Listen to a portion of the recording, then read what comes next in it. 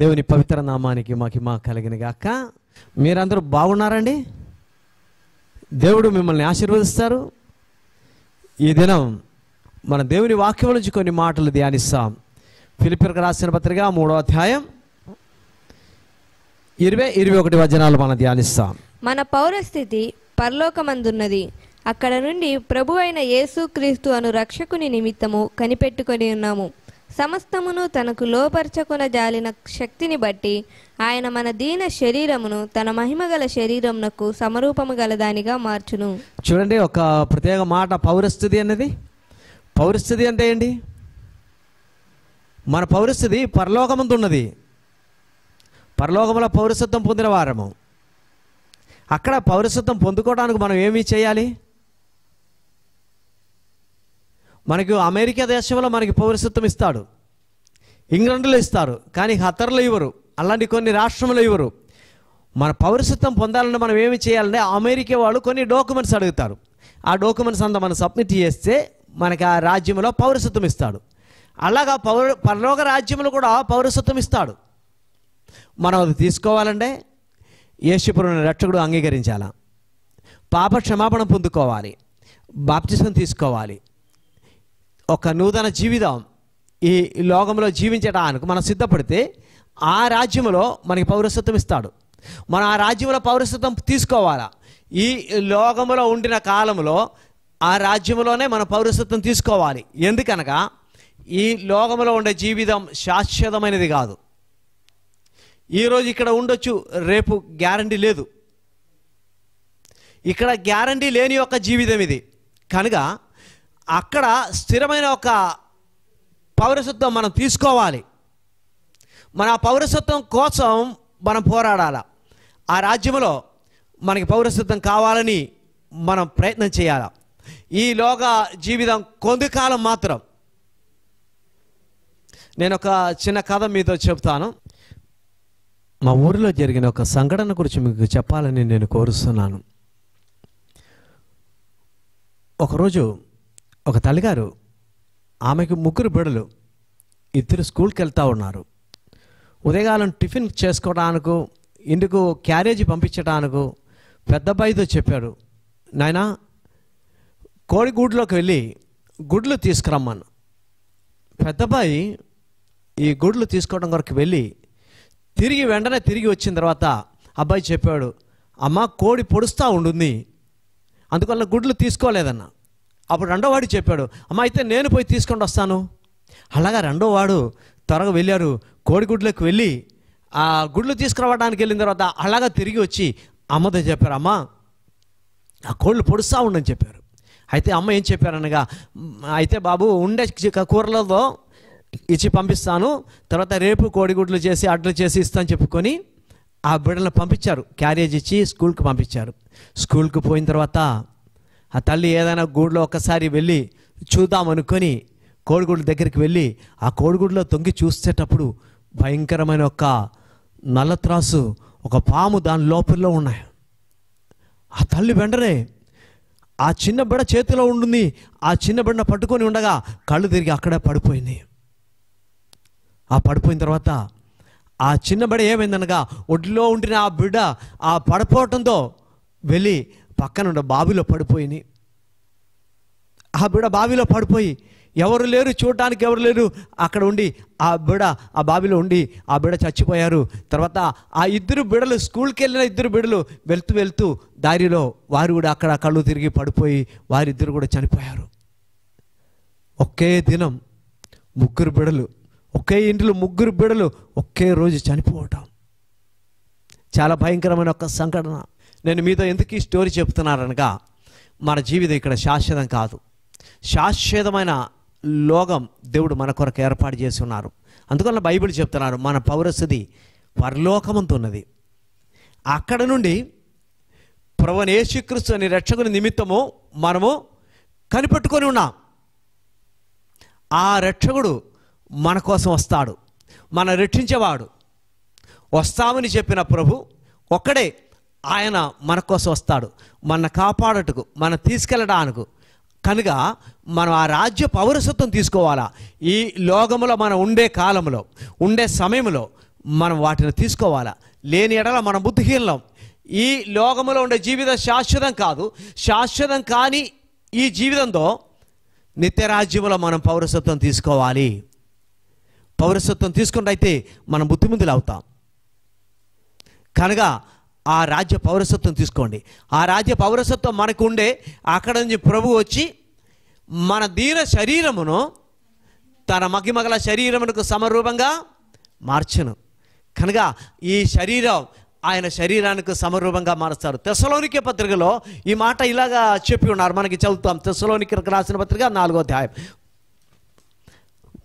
తెస్సలోనికే పత్రిక 4వ అధ్యాయం 16వ వచనం. ఆర్భాటముతోను ప్రధాన దూత శబ్దంతోను దేవుని బూరతోను పరలోకము నుంచి ప్రభు దిగి వచ్చును. క్రీస్తునందుండి మృతులైన వారు మొదట లేతురు. ఆ మీదట సజీవులమై నిలిచి ఉన్న మనము వారితో కూడా ఏకముగా ప్రభువును ఎదుర్కొన్నట్టుగా ఆకాశ మండలమునకు కొనిపోబడతారు. ఆమేన్. హల్లెలూయా, హల్లెలూయా. యేసుప్రభు వస్తాడు. యేసుప్రభు వచ్చి మనల్ని ఆ రాజ్యానికి తీసుకెళ్తాడు. మన దీన శరీరం దేవుని యొక్క మహిమగల శరీరమునకు సమరూపంగా ఆయన మారుస్తాడు. మన రూపాంతరం చెందుతాం. యేసుప్రభు రాకడలో మన రూపాంతరం చెంది దేవుడు వెళ్ళిపోవటం. కానీ అనేకులు ఈ మాట నమ్మలేకపోతున్నారు. అనేకులకి ఇది వినటం కూడా ఇష్టం లేదు. ప్రియ బిడ్డ, ఈ పగటి వేళ మీరు ఇది వినండి. ఈ గొప్ప సత్యాన్ని తెలుసుకోండి. దేవుడు దానికి ఎగ్జాంపుల్గా ఈ భూమిలో కొన్ని కార్యాలు చూపించి ఉన్నాయి. ఒక పురుగును గురించి నేను చెప్తాను. ఈ పురుగు ఆకులు తిని తిరుగుతూ ఉండి కొన్ని రోజులు ఆకులు తినిన తర్వాత ఒక గూడు తయారు చేసి ఆ గూడు లోపలికి వెళ్ళిపోతాయి. ఆ గూడు లోపలికి వెళ్ళిపోయి కొన్ని రోజులు ఆ గూడు లోపల ఉండిన తర్వాత ఆ గూడులు పగిలి అది బయటకు వచ్చేటప్పుడు ఆ లోపల ఉన్న పురుగు బయటకు వచ్చినప్పుడు మనోహరమైన బటర్ఫ్లైగా మారిపోతూ ఉన్నాయి. ఒక పురుగు ఇంత గొప్ప మార్పు చెందగలిగితే మీ జీవితాన్ని ఎంత ఆశ్చర్యకరంగా దేవుడు చేస్తారు. ఆ పరలోక దర్శనం మనకు ఉండాలా. మనం ఈ లోకం నుంచి ఆ నిత్య రాజ్యానికి దేవుడు తీసుకెళ్తారు. దేవుని వాక్యం సెలవిచ్చిన ప్రకారం మన దీన శరీరం తన మహిమగల శరీరమునకు సమరూపంగా మారుస్తున్నారు. ఆమేన్. హల్లెలూయా. ప్రియ బిడ్డ, దేవుని రాజ్యం కొరకు సిద్ధపడండి. పాప క్షమాపణ పొందుకోండి. యేసుప్రభువును రక్షకుడుగా అంగీకరించుకో. ఇప్పుడు వరకు మీకు యేసుప్రభువుని గురించి తెలియని ఎడల ఈరోజు నేర్చుకోండి. యేసుప్రభువుని గురించి తెలుసుకోండి. యేసుప్రభువుని గురించి నేర్చుకొని పాప క్షమాపణ పొంది మీ పాపములంతా దేవుని సన్నిధిలో ఒప్పుకొని యేసుప్రభువుని రక్షకుడు అంగీకరించి నీటిలో బాప్తిసం తీసుకొని ఆ రాజ్య పౌరసత్వం పొందుకోండి. ఆ పౌరసత్వం ఉండే ఆ రాజ్యం మిమ్మల్ని పరిపాలన చేస్తారు. పౌరసత్వం అనగా మీరు తెలుసుకోండి, ఒక రాజ్యంలో పౌరసత్వం ఉండేవారిని వేరొక రాజ్యంలో ఏమీ చేసుకోవడానికి ఒప్పుకోరు. ఇప్పుడు ఎగ్జాంపుల్గా ఉదాహరణగా అమెరికన్ పౌరసత్వం ఉండే ఒక వ్యక్తిని మన రాష్ట్రంలో అరెస్ట్ చేస్తే ఆ రాజ్యం ఒప్పుకోరు. అలాగా పరలోక రాజ్య పౌరసత్వం మనకు ఉండే ఆ రాజ్యం మన మీద పరిపాలన చేస్తుంది. ఆ రాజ్యం మనల్ని కాపాడుతారు. కనుక ఆ రాజ్యంలో మనకి పౌరసత్వం ఉండాలి. అందువల్ల బైబిల్ ఇలాగా చెప్తున్నారు, మీ పక్కన 1000 మంది పడినా నీ కుడి పక్కన 10,000 మంది కూలినా అపాయం నీ ఎద్దకు రాదు. ఈ కరోనా వైరస్ ఉండే కాలంలో మనం ఇది గమనించటం చాలా మంచిది. దేవుని యొక్క కాపుదల మనకు ఉండాలి. ప్రియ బిడ్డ, ఇలాంటి ఒక లోకములో శాశ్వతం కాని యొక్క లోకములో ఆ రాజ్యం యొక్క పరిపాలన మనకి కావాలి. ఆ రాజ్యం మమ్మల్ని కాపాడుతాడు. ఆ రాజ్యం మమ్మల్ని నడిపిస్తాడు. ఆ రాజ్య పౌరసత్వం పొందండి. మారు మనసు చెందండి. ఇది నిర్లక్ష్యంగా చేయవద్దు. సమయం తక్కువ సమయంలో మీరు గొప్ప సత్యాన్ని తెలుసుకోండి. ఇది తెలుసుకోగలిగితే మీ ఈ ఆయుస్సులో ఈ జీవితకాలంలో ఈ సత్యం తెలుసుకోగలిగితే మీరు ఒక గొప్ప భాగ్యవంతుడు. కనుక దీన్ని తెలుసుకోవడానికి మీరు సిద్ధపడండి. నేను ఒక చిన్న కథ కూడా మీతో చెప్తాను. యాక్చువల్లీ ఇది కథ అని చెప్పకూడదు, ఇది జరిగిన ఒక సంఘటన. జోయల్ అని 9 వయసు గల ఒక అబ్బాయిని గురించి నేను మీతో చెప్తాను. మీరు శ్రద్ధగా వినండి. ఈ జోయల్కు 5 వయసు ఉంటున్న సమయంలో ఒక చిన్న చెల్లి పుట్టింది. ఆ చిన్న చెల్లి పుట్టిన తర్వాత అప్పుడు 3వ రోజులో ఆ చెల్లికి ఏమైందనగా ఒక రోగం వచ్చింది. ఫిక్స్ అని ఒక రోగం వచ్చింది. ఆ ఫిక్స్ రోగం వచ్చి వాళ్ళు అనేక ఆసుపత్రుల్లో తీసుకెళ్ళారు. కొన్ని మందులు వాడారు, దానికి శాశ్వతమైన ఒక పరిష్కారం రాలేదు. దాదాపు 8 నెలలు ఉండిన సమయంలో ఈ బిడ్డనే ఆమె తల్లి ఒడిలో పెట్టుకొని పాలు తాగిపిస్తుండగా వెంటనే ఈ ఫిక్స్ రోగం వచ్చింది. అప్పుడు పక్కన చర్చిలో ప్రార్థన జరుగుతూ ఉంటుంది. ప్రార్థన జరుగుతుండగా ఈ తల్లి ఏం చేశారనగా ఆ నైట్ వేసుకున్న నైట్తోనే ఆ చిన్న బిడ్డనే జోయల్ని చేతిలో పట్టుకొని ఈ తల్లి ఆ చర్చిలోకి పరిగెత్తారు. అలాగా ఈ తల్లి ఈ బిడ్డను తీసుకొని రావటం చూసిన పాస్టర్ గారు వెంటనే పరిగెత్తి వచ్చి ఈ బిడ్డను చేతిలో తీసుకొని లోపలికి వెళ్ళి చర్చిలో అందరితో చెప్పారు, మీరందరూ మోకరించి విన్నారు. అప్పుడు చర్చిలో అందరూ మోకరించి ఆ బిడ చుట్టూ పాస్టర్ మధ్యలో ఉన్నారు, బిడ చుట్టూ అందరూ మోకరించి ప్రార్థన చేశారు. ప్రార్థన చేస్తుండగా పాస్టర్ కళ్ళలో నుంచి కన్నీరు పడుతూ ఉన్నది. ఆ కన్నీరు అలాగా పడి ఆ బిడ మీద పడింది. ఆ పడటంతో వెంటనే ఒక మిరకల్, ఒక అద్భుతం జరిగింది. దేవుడు ఆ బిడకి స్వస్థ ఇచ్చాడు. ఆమేన్. ఆ చిన్న బిడకి స్వస్థ పొందేటప్పుడు ఆ తల్లి చాలా ఆనందంతో, చాలా సంతోషంతో ఆ బిడను ఎత్తుకొని తన ఇంటికి వెళ్ళిపోయింది. ఇంటికి వెళ్ళిపోయిన తర్వాత ఆమె భర్తతో, ఆయన పేరు సురేష్తో చెప్పారు, అయ్యా ఈ దినం మొదలుకొని నేను ఇంకా ప్రతి ఆదివారం ఆ చర్చికి వెళ్తాను, మా బిడకి దేవుడు గొప్ప స్వస్థ ఇచ్చారని చెబుతుండగా ఆ స్వస్థ పొందారని ఆ సంతోషంతో సురేష్ కూడా చెప్పాడు, నువ్వు వెళ్ళమని పర్మిషన్ ఇచ్చాడు. ఆయనైతే ఆర్ఎస్ఎస్ కార్యదర్శి అయినప్పుడు కూడా ఆ బిడకి వచ్చిన స్వస్థతను బట్టి నువ్వు చర్చికి వెళ్ళమని పర్మిషన్ ఇచ్చారు.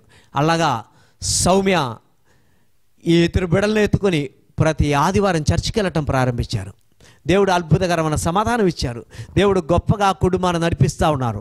అలాగా దాదాపు ఈ జోయలకు 9 వయసు ఉండిన సమయంలో ఈ బిడ్డకి ఒక జ్వరం వచ్చింది. జోయలకు ఒక జ్వరం వచ్చి వెంటనే అక్కడ పక్కన ఆసుపత్రిలో చేర్పించారు. దాదాపు 30 రోజులు ఆసుపత్రిలో ఉన్నారు. రోగం మారలేదు. రోగం భయంకరంగా, ఆ జ్వరం బాగా ఎక్కువైపోయి తర్వాత వారు అక్కడ నుంచి వేరే ఒక పెద్ద ఆసుపత్రిలోకి మార్చారు. పెద్ద ఆసుపత్రిలో మార్చి ఆసుపత్రిలో వెళ్ళి కొన్ని రోజులు టెస్టింగ్ అని చేసిన తర్వాత ఈ రోగం ల్యూకేమియా అని తెలుసుకున్నారు. క్యాన్సర్ రోగం అని తెలుసుకున్నారు. క్యాన్సర్ రోగం అని తెలిసి వెంటనే అక్కడ ఆర్సీసీలకు మార్చారు, రీజనల్ క్యాన్సర్ సెంటర్లకు మార్చారు. అక్కడ వెళ్ళి వారు కొన్ని దినములు అక్కడ అడ్మిట్ చేశారు. అప్పటికు నోట్లన్నీ బ్లడ్లన్నీ పడటం అలాగా చూసి వారు డాక్టర్స్ చెక్ చేసిన తర్వాత ఆ డాక్టర్స్ ఏం చెప్పారనగా, అమ్మ ఇంకా బ్రతకలేరు, నీ బిడ్డ బ్రతకలేదు, చూడాల్సి వారు అందరిని తీసుకొని వచ్చి చూపించమన్నారు. ఎవరైనా పిలవటానుకుండా పిలిచి చూపించుకోమన్నారు. చివరి సమయం చాలా వేదనతో, చాలా బాధతో ఉన్నారు. బంధువులు వచ్చారు, స్నేహితులు వచ్చారు, కొందరు వచ్చి చూసి వెళ్ళిపోయారు.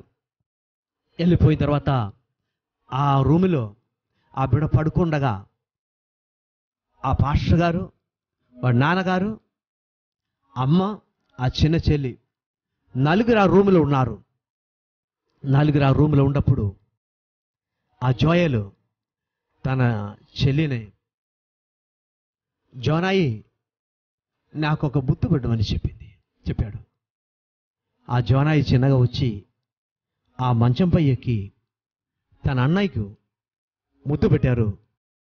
అన్నయ్య చెల్లికి ముద్దు పెట్టింది. తర్వాత ఆ చెల్లితో చెప్పారు, బై బై అని చెప్పారు. ఆ చేతులు పైకెత్తి బై అని చెప్పాడు. తర్వాత అమ్మను పిలిచారు. అమ్మని పిలుస్తుండగా అమ్మ పరిగెత్తిపోయి ఆ బిడ్డని ఎత్తుకొని ముద్దు పెట్టారు. అమ్మకి చిన్న బిడ్డ అమ్మకి ముద్దు పెట్టారు. మంచం మీద పడుకోబెట్టినప్పుడు అమ్మతో చెప్పారు, బై అని చెప్పాడు. తర్వాత పాస్టర్లను పిలిచారు. పాస్టర్లు అని పిలుస్తుండగా పాస్టర్ వచ్చాడు. పాస్టర్ గారికి ముద్దు పెట్టారు. పాస్టర్ గారు ఆ బిడ్డని ముద్దు పెట్టారు. పాస్టర్లతో చెప్పారు, పాస్టర్లు బై అని చెప్పాడు. తర్వాత నాన్న పిలిచారు. నాన్న అని పిలవగానే నాన్న దగ్గరికి వచ్చాడు. నాన్న ఆ బిడ్డను ముద్దు పెట్టారు. నాన్నకి ముద్దు పెట్టినప్పుడు నాన్నతో చెప్పారు, నాన్న ఈ జోయలకు ఒక వేదన ఉంటుంది, ఈ జోయలకు ఒక కోరిక ఉంటుంది. ఏంది నాయనా, నీకు ఏది ఉండినా నేను తీరుస్తాను, నీ బాధ ఏంటి, నీ కష్టం ఏంటి నాతో చెప్పుమని ఆ తండ్రి ఏడుస్తున్నాడు. అప్పుడు ఆ జోయలు ఆ తండ్రి చేతులు పట్టుకొని జోయలు చెప్పాడు, నానా నేను వెళుతున్న స్థలంలో నా చెల్లి జోనాయి వస్తుంది. నేను వెళ్ళిపోయిన స్థలానికి నా అమ్మ వస్తారు. నేను వెళ్ళిపోయిన స్థలానికి నా పాశ్రంగులు వస్తారు. నేను వెళ్ళిపోయిన స్థలానికి నాయనా మీరు మాత్రం రారెళ్ళు కదా అని చెప్పారు. మళ్ళా రెండోసారి చెప్పాడు, అయ్యా నేను వెళ్తున్న స్థలానికి నా చెల్లి వస్తుంది, నా అమ్మ వస్తారు, నా పాశ్రంగులు వస్తారు, మీరు మాత్రం రారలేదు కదా. మూడోసారి అలాగా చెప్తున్నారు కానీ ఆ బిడ్డ కళ్ళు మూశారు. భయంకరమైన ఏడుపుదో వారు ఆ బిడ్డని ఇంటికి తీసుకెళ్లారు. ఆ డెడ్ బాడీ ఇంటికి తీసుకెళ్లారు. సమాధి చేసుకోవడానికి బాక్సులో పెట్టారు. పాస్టర్స్ విశ్వాసులు అందరూ వచ్చారు. ఆ బాక్స్ డెడ్ బాడీ తీసుకెళ్ళిపోవడానికి ఎత్తుకానే ఒక భయంకరమైన ఒక స్వరం ఆగుమని చెప్పి ఒక కేకలు చూసినప్పుడు సురేష్ వాడు తండ్రి ఏడుచుకొని వచ్చి ఆ డెడ్ బాడీ మీద ఆ బాక్స్ మీద పడి ఏడుస్తూ ఆయన చెప్పిన మాట, నా బిడ్డ కిట్టుసా నువ్వు ఎక్కడికి వెళ్తున్నావు నాకు అర్థం కావట్లేదు. ఇక్కడ పాస్టర్ చెప్పిన మాటలు నాకు అర్థం కావట్లేదు. నువ్వు ఎక్కడికి వెళ్ళినా నేను కూడా అక్కడికే వస్తాను నాయనా అని ఏడిచారు. తర్వాత అందరైనా పట్టుకొని పక్క నిలబెట్టించి ఆ బాక్స్ తీసుకెళ్ళిపోయి సమాధి చేశారు. ఆ డెడ్ బాడీ సమాధి చేశారు. సమాధి చేసి వచ్చిన తర్వాత ఆ సురేష్ యేసుప్రభువుని రక్షకుడు అంగీకరించారు. పరలోక రాజ్య వారసత్వం పొందాడు. ఆ సత్యం తెలిసిన సురేష్ ఈనాడు అనేకలను దేవుని వైపు నడిపిస్తున్నాడు. ఆ చిన్న బిడ్డ తను దేవుని రాజ్యములకు వెళుతున్న సమయంలో ఆయనకు తెలుసు, వాడికి తెలుసు నేను ఎక్కడికి వెళ్తున్నానని సత్యాన్ని తెలుసుకున్నాడు. ఆ నిత్యరాజ్యం వెళ్తున్నారని సత్యాన్ని తెలుసుకొని తన తండ్రిని ఆ రాజ్యానికి తీసుకెళ్లాలని పట్టుదలలో ఆ తండ్రిని మార్చాడు. ఆ తండ్రి అనేకలను మార్పిస్తున్నారు. ఆ బిడ్డకు చివరి కోరిగా ఐస్ క్రీం కావాలని కాదు, కోళ కావాలని కాదు, యేసుప్రభువు కావాలి. ఆ రాజ్యం వెళ్ళిపోవాలి. ఆ రాజ్య దర్శనం చూసి ఆ బిడ్డ ఇక్కడి నుంచి వెళ్ళిపోయారు. అంత మాత్రం కాదు, తన తండ్రిని ఆ రాజ్యంలో పౌరసత్వం తీసుకుని ఆ రాజ్య వారసత్వం పొందించిన తర్వాత ఇక్కడ వచ్చి వెళ్ళాడు. ఇది ఒక గొప్ప విషయం. ఈరోజు మనమందరూ తెలుసుకోవాల్సిన విషయం ఇదే. యేసుప్రభువుని రక్షకుడు అంగీకరించుకోవాలా, ఆ రాజ్యంలో వారసత్వం పొందుకోవాలా.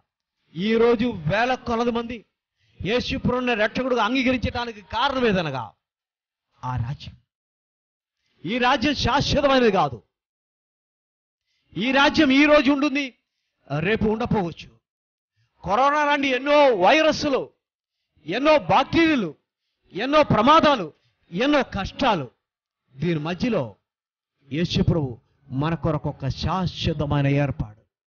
ప్రియ బిడ్డ, ఈ పగటి వేళ ఈ వాక్యం వింటుండగా, ఈ సత్యాలు వింటుండగా యేసుప్రభువుని రక్షకుడుగా అంగీకరించండి.